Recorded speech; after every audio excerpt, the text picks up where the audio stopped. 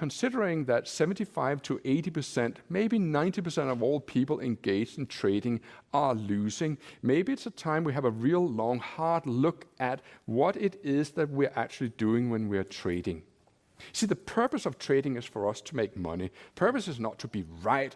It's not to derive glorification through our efforts. There is one single raw purpose to trading, and it is to make as much money as possible. And the way you do that is simply to begin to think differently.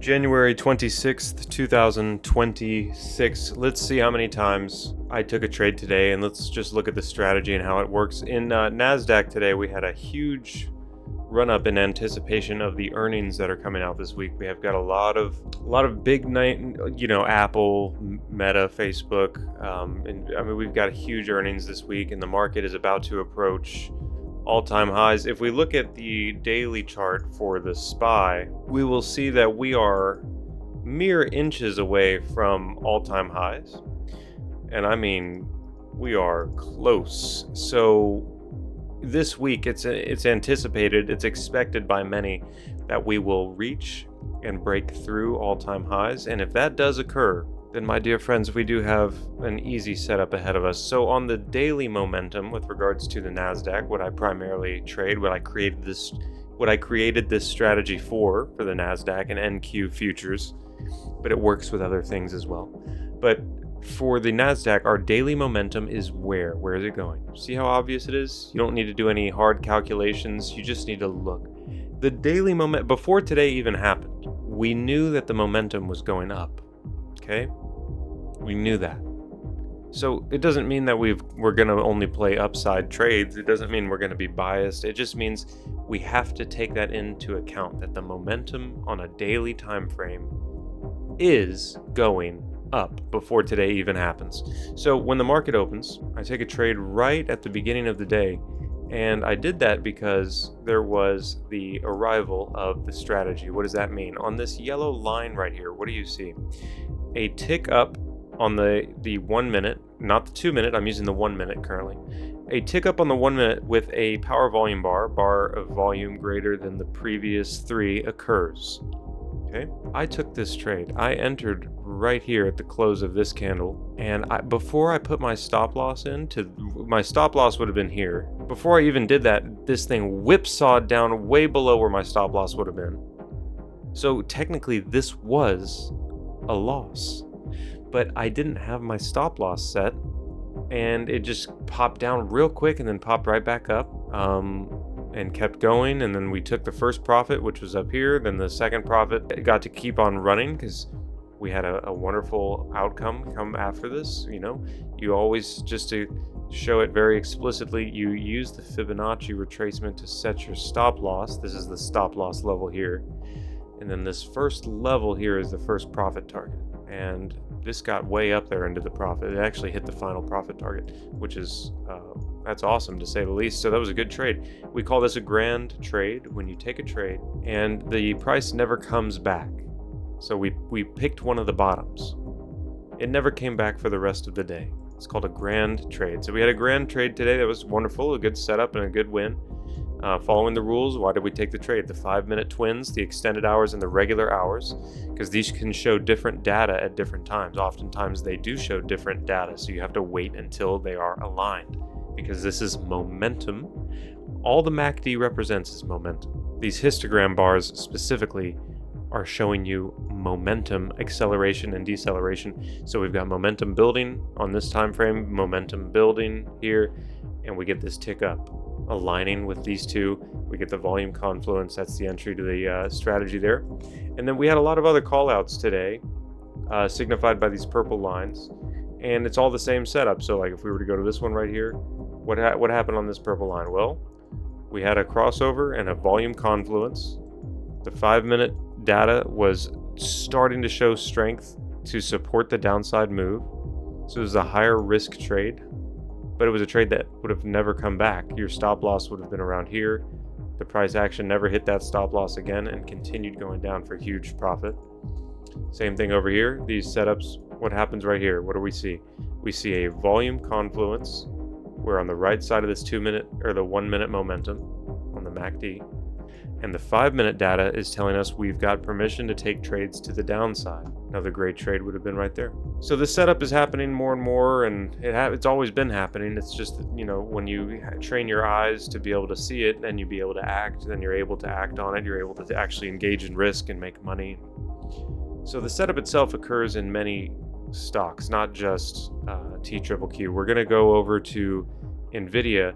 We took a setup in NVIDIA today, which was signified by, I think, this white line here. And it was, this white line here. Why did I take the trade? Our 5-minute data has given us permission to take trades to the downside. So now we're looking for an opportunity. What does an opportunity look like? Well, we need a volume confluence, volume bar greater than the previous 3. And we need to be aligned in terms of the MACD. Now this is now aligning because it's going down, down, down. This is now aligning to the downside. So this is a small move. And sometimes the moves are small, sometimes the moves are big, but the rules remain unchanged. The entry is at the close of the candle right here. Your stop loss is slightly above the candle. You sell 80% or 90% of your position when you hit the first fib level, which is this right here, which our price hit. So that was a win. So this setup happens many times a day in many stocks, and the win rate can hover around 70%. The win rate can fluctuate, but normally it hovers around 70%. We're going to go look at another trade I took today, which was in SoFi. And why did I take this trade right here? Let's look at it. What happens on this yellow line? Every time you see a vertical yellow or white line, that's a trade I actually took. So here we had permission to take trades, short trades, and you can see that from the 5-minute data. This is telling you can take short trades. We had a volume confluence right here. We entered at the close of the candle, so this candle right here, which aligns with the volume confluence. Put the stop loss slightly above that candle, and then you target that first fib level. Now notice we never really fully hit the stop loss, and we kept going, and we crossed that first profit level, but we almost hit the first level right here. So sometimes I take profit a little bit too early. I might take the profit like right here, not quite at the full level, but maybe like right here, or maybe sometimes like right here, or maybe sometimes here. And maybe because my emotions aren't fully developed and because I lack discipline and maturity, sometimes I take profit right here. Sometimes I take profit here. The better, the closer you can get to this first fib level, the better. Because otherwise it all doesn't make sense, and your losses will now be bigger than your wins, and you'll lose money over time. You won't make money over time. That's the difference between discipline and non-discipline. So that was another trade I took today, which was a win. We had all wins today. It was an interesting day in the market. I took a trade in Palantir almost a little bit before 12:49. We're going to look at one last trade I took. 2 more trades. We're going to look at 2 more trades I took. We have to cover Amazon. I took a wild trade in Amazon today. Right here. What do you see? We're on the right side of the momentum. We get a volume confluence. The 5-minute charts, the 5-minute data is telling us it's a little bit early to take because it hasn't really fully started moving to the downside yet. But we are doing it now at this current time. It just hadn't, there wasn't confirmation. This hadn't finished yet. So it was an early, more risky setup. That's what happens when you don't wait for confirmation. Entry was right here because of the volume confluence. See? Candle, volume confluence. You enter at the close of the candle. You put your stop loss somewhere slightly above that candle. Sometimes at the last candle, you can use the previous candle. And then you target that first level to sell 80% of your position. And we hit the second level right here. So that was nice.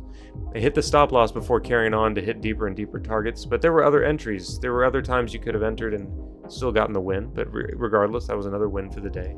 A lot of trades today, a lot of wins. We're going to go over the last one, the most exciting one. The last 10 minutes of the day.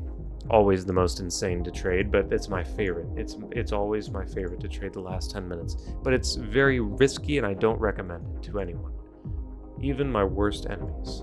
So what happened here on the purple line? On the purple line, before we even get to this purple line, look, you can see the pressure building to the downside. First of all, you can just see it visually. Look at the candles. Look at the candles. They're building downward pressure. And we get a crossover in the 5 that gives us permission to take shorts. And then what do you see? Right here, we have a volume confluence, a big old volume confluence. We're on the right side of the momentum. So I entered this trade at the close of the candle right here at this level, put the stop loss up here. And in the last 10 minutes, this is what I'm talking about with the last 10 minutes of the day. It can be crazy sometimes. I took profit too early. I secured profit in at these yellow lines, but look at how much this expanded. I got out of the trade too quick, so I didn't get to capture any of this. But I just wanted to call that out and show you that I knew, okay, we're coming into the last 10 minutes. This is 1 minute before the last 10 minutes. And as you know, in the last 10 minutes, a lot of algorithms turn on and everything goes crazy, which is why you get volume right here. It starts building. This is why the volume always goes up in the last 10 minutes of the day. Just look at any mainstream stock or look at the market in general, NASDAQ, SPY. Okay, why did I take this trade? Why was this so amazing? Why am I proud about this trade? Before I hopped into this trade, going back in time, before I hopped into the trade, I knew that the 5-minute data was building momentum to the downside. So I was simply waiting for a reason. I just wanted any reason to take a short trade because I knew that the probability momentum was building to the downside. So when I saw this huge volume confluence, that's what made me take the trade. That's all for today, and I will see you in the next one. Take care now.